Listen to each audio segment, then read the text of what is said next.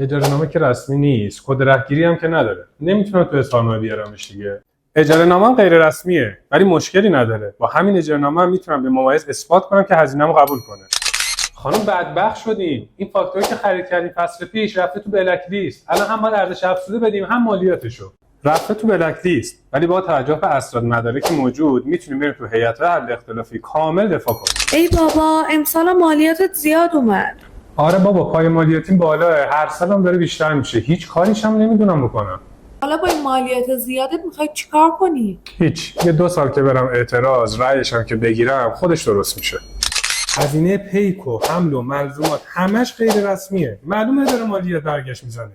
هزینه ها غیر رسمیه، ولی طبق ماده 147 میتونم از همشون دفاع کنم. وای، اظهارنامه رو رد نکردم. بیچاره شدم رفت.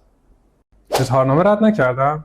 اب نداره. طبق بخشنامه ماده 97 میتونم به برگ تشخیص اعتراض بزنم، بعدش هم اظهارنامه رد کنم و رسیدگیشم.